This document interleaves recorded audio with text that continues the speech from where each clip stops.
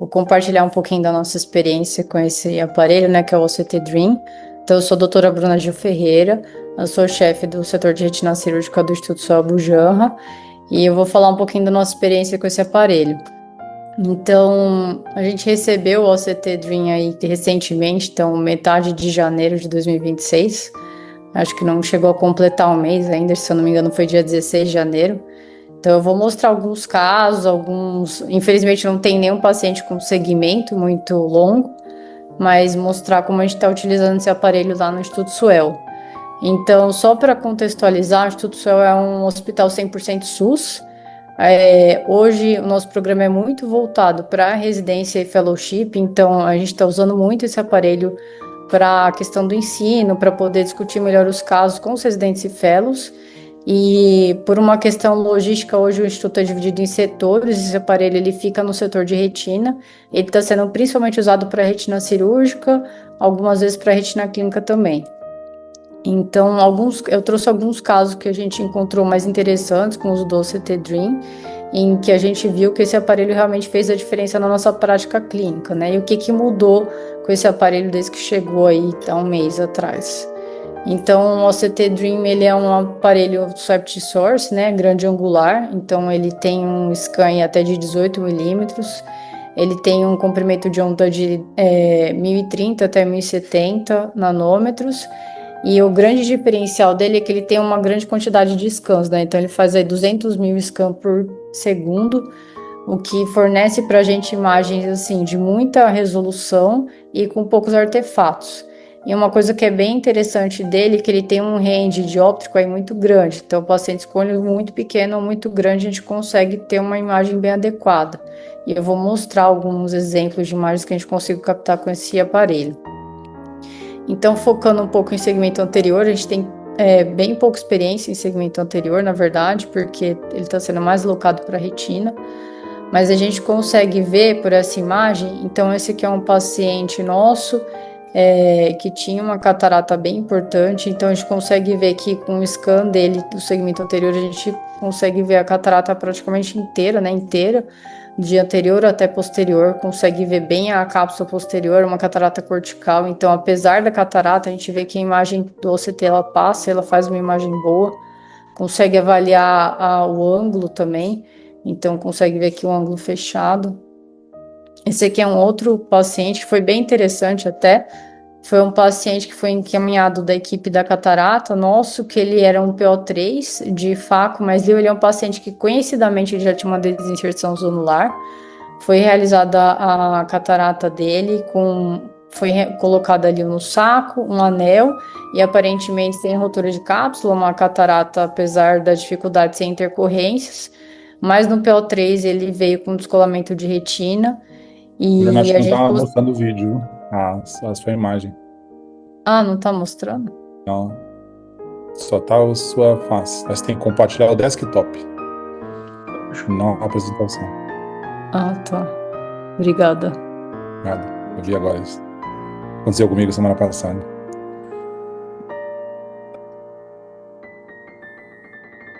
Ah, aqui. Agora tá vendo? Acho que agora tá. Tá ótimo. Tá. Então, só para mostrar aqui novamente esse primeiro caso, né, que a gente tem uma avaliação completa do cristalino, de anterior até posterior, mesmo tendo essa catarata aí mais, eu acho que era uma N1, N2 com uma cortical bem importante, a gente consegue ter uma imagem bem adequada até a cápsula posterior da catarata. Esse aqui é esse segundo caso que eu estava falando. Então, a gente consegue ver que a LIO, ela está bem posicionada, mas ele tem aqui no segmento anterior, a gente conseguiu ver, tinha um prolapso vítreo. Então, a gente acredita que devido a essa própria desinserção, teve esse prolapso vítreo, acabou tracionando a retina e fazendo esse descolamento de retina. Um paciente bem automíope.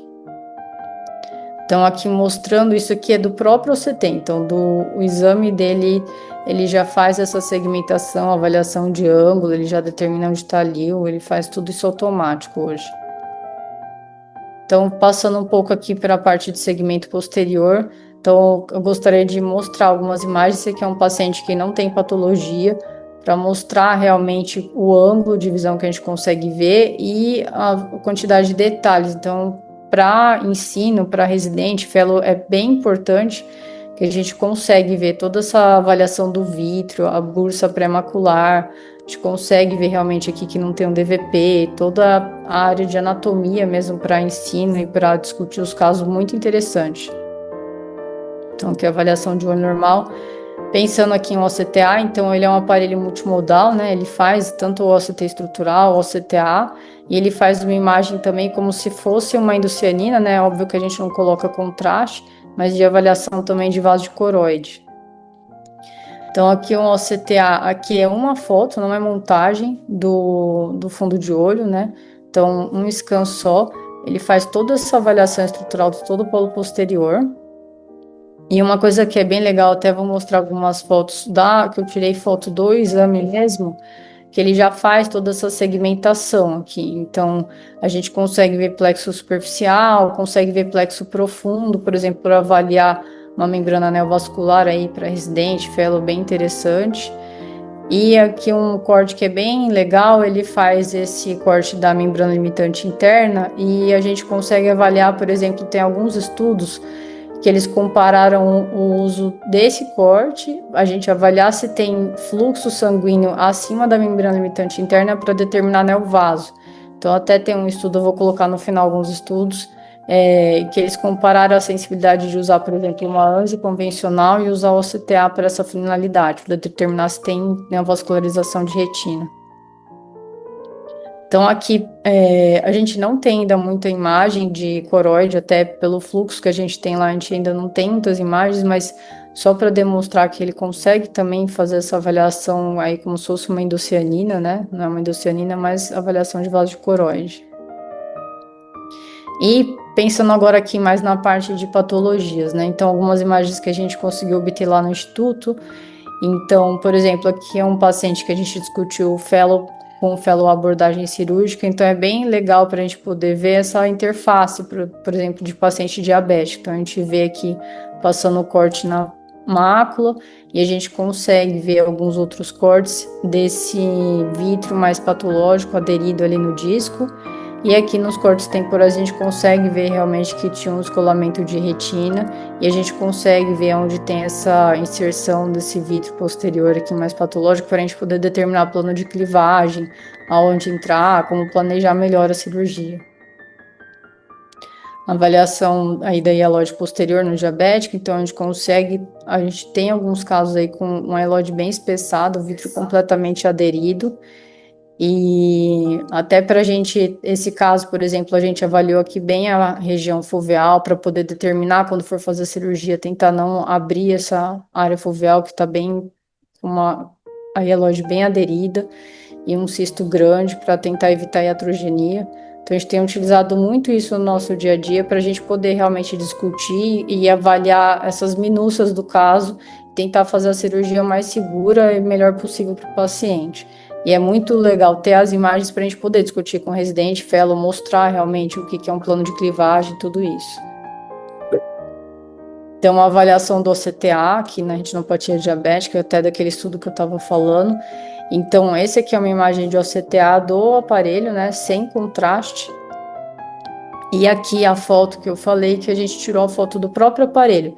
Então, a gente vê que ele já determina aqui os planos, para a gente poder determinar onde estão os neovasos, né, esse vaso que ultrapassa a membrana limitante interna, e ele já faz a segmentação. Óbvio que, assim, é um caso com muita patologia, que a gente vê que a segmentação dele não está 100% adequada, até depois a gente vai pedir aí para o William ajudar a gente a organizar essa segmentação melhor, para ter as imagens melhores, mas ele, apesar de ser um caso com muita patologia, razoavelmente ele consegue determinar aqui onde estão os planos. E aqui mostrando aqui mais detalhes para poder avaliar. Então, novamente aqui é uma foto, né, não é montagem, de um scan de polo posterior. Então, a gente pensando assim, outro ponto, pensando que a gente é um departamento com alto volume de pacientes, pensar em muitas vezes alguns pacientes que têm muita patologia, têm dificuldade de fazer um exame com contraste, Esse exame aqui, a gente consegue ter uma imagem bem adequada até para tentar diminuir a nossa indicação de anjo, diminuir esses exames mais invasivos para o paciente. Uma coisa que é bem interessante, assim, até que a nossa equipe técnica tem elogiado muito o aparelho, e a gente consegue ver isso também, é em paciente que tem opacidade de meios. Então, por exemplo, esse aqui é um paciente que tinha uma hemorragia vítrea, ele tem essa hemorragia pré-macular, e a gente não conseguiu obter a imagem dele nos outros aparelhos de OCT que a gente tem, até no aparelho de retinografia a imagem não estava adequada, e aqui a gente obtém uma imagem muito boa no OCT, com bons detalhes, apesar dessa hemorragia, a gente até consegue ver aqui um pouco da hemorragia, mas a imagem sai muito boa, assim, é muito diferente dos outros aparelhos que a gente tem hoje. Então a gente consegue ver, segmentar, a gente consegue ver, apesar do sangue que tem, dá para ver direitinho a questão toda anatômica, até para planejamento cirúrgico, tudo isso. E esse aqui, de novo, é aquele paciente da catarata, só para mostrar, assim, a gente ficou bem impressionado com esse paciente, porque é um paciente que ele tinha uma catarata bem já, principalmente essa cortical, que ela dificultava muito a gente obter imagem, até imagem de fundo de olho a gente não conseguiu obter foto, e ele tinha essa aqui, essa é a imagem desse paciente, o polo posterior. Então, a gente conseguiu, apesar da catarata grande, apesar da baixa fixação do paciente, que, se eu não me engano, era um paciente MM, a gente conseguiu uma imagem muito boa do OCT, assim, e a gente não... E daí isso é uma coisa até eu vou colocar no final, hoje a gente tem dificuldade, às vezes, de conseguir uma retinografia, mas a gente consegue imagens boas de OCT de pacientes com opacidade de meio. Vou mostrar alguns pacientes também com descolamento de retina, que é, assim, mais parte do nosso dia a dia. Então, essa aqui é uma paciente que ela veio de discussão dos residentes, na verdade, era uma paciente que ela é uma paciente jovem, na casa dos 20 anos, não é alta míope, e ela tinha uma imagem aqui temporal inferior plana, que parecia um DR, ficou em dúvida uma retinosquise, não tinha uma rotura identificada. Daí o residente veio passar com a gente, e eu falei, vamos fazer o OCT para a gente poder ver direitinho e mostrar. Então, aqui essa paciente, novamente, esse aqui é um corte apenas, né, um corte de grande angular, e a gente conseguia ver aqui no corte mais periférico, então aqui é como se fosse esse corte da linha verde, que a gente está vendo aqui à esquerda, a gente consegue ver que realmente era um DR, não era uma retinosquise. Então, um aparelho que ajuda muito, assim, a gente no dia a dia. Aqui mostrando mais um caso de DR, então mesmo paciente com DR macular, que é um DR mais crônico, a gente vê que já tem bastante cisto de retina, esquise, a gente consegue ver que faz uma imagem adequada. E aqui uma outra paciente, que é uma paciente também com DR mais crônico, jovem, a gente viu ela até, foi segunda-feira no ambulatório, eu quis colocar a imagem dela aqui, que a gente conseguiu uma imagem bem legal do cisto de retina aqui na parte mais periférica, e um PVR sub também, que a gente vê aquelas traves, a gente passou ali o OCT para poder mostrar esse PVR sub. Então, para discussão de caso com residente, fellow é bem interessante. E daí alguns outros casos aqui, esse é um paciente que ele teve um DR bilateral, a gente passou paciente jovem também, foi realizada uma introflexão escleral, 360 graus, e a gente está acompanhando ele com o CT para ver essa reabsorção do líquido mesmo. Então, ele já veio umas 2 ou 3 vezes, ele está vindo toda semana e a gente está acompanhando ele absorvendo o líquido. Então, a gente consegue passar um corte grande e a gente vai vendo isso. E algumas patologias de retina periférica, né? Pensando na grande angular. Então, esse aqui é um paciente que ele tinha uma alteração aqui de retina periférica, também a gente estava discutindo o caso, estava em dúvida se tinha uma lace, tinha uma rotura, então a gente passou o CT bem ali, o disco está aqui e é uma patologia, na verdade, nasal aqui. Então, a gente vê, bem interessante essa tração vítrea ali localizada, ainda não tem uma rotura, mas uma iminência aí de abrir uma rotura. Então, coloquei algumas imagens dessa área de periferia para mostrar realmente que a gente consegue ver isso no CT.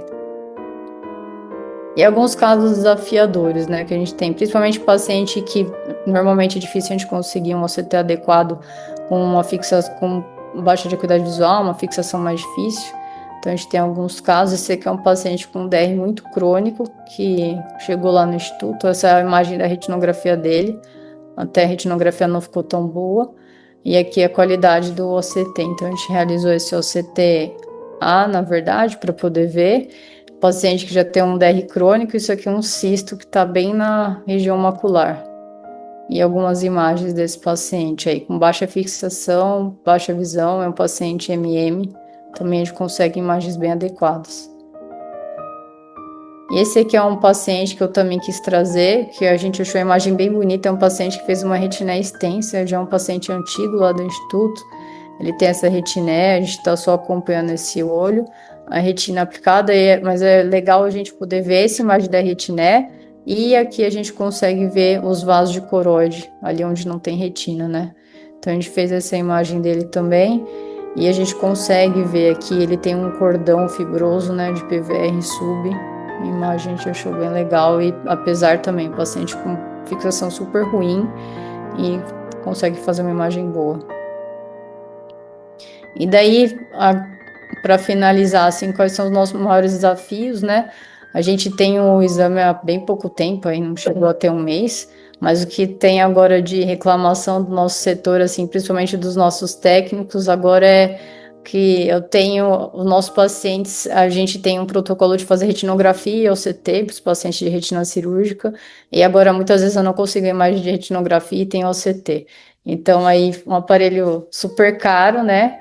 E faz OCTA, faz endocianina, faz tudo e a gente acaba pecando aí que não tem uma foto do fundo do olho. Até já reclamei isso pro William também. E também é um dos desafio assim, a gente ainda, a parte de mácula, a gente está usando os cortes menores, mas a gente está usando ele mais para avaliação de grande angular mesmo, as partes mais focal, mais mácula, às vezes a gente está usando os outros OCTs que já estavam lá, que eu tenho mais o segmento dos pacientes. Para finalizar, eu queria agradecer toda a equipe de retina lá do Instituto, os nossos preceptores, os nossos fellows, que ajudaram a selecionar os nossos casos, aí foi um tempo curto, aos nossos técnicos e tecnólogos que estão todo dia fazendo treinamento, se esforçando para conseguir imagens melhores, ao William, que está lá do nosso lado, ensinando a gente a usar o aparelho todo dia, apesar dos nossos casos difíceis, a gente está conseguindo imagens boas. E eu coloquei algumas referências aqui de estudos que são publicados usando o DREAM, até que eu citei na aula de neovaso e de avaliação de endocianina, tudo isso. E é isso. Obrigada, gente. Eu fico aberta aí para dúvida, discussão, que vocês quiserem.